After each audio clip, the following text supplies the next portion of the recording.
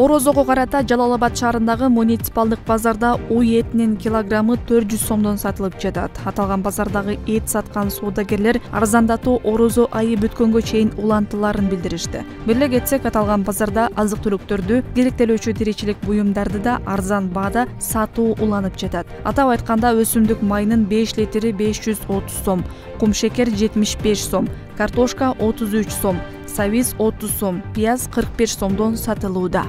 Азыркы учурда биздин муниципалдык базарда арзандатуулар улантылууда.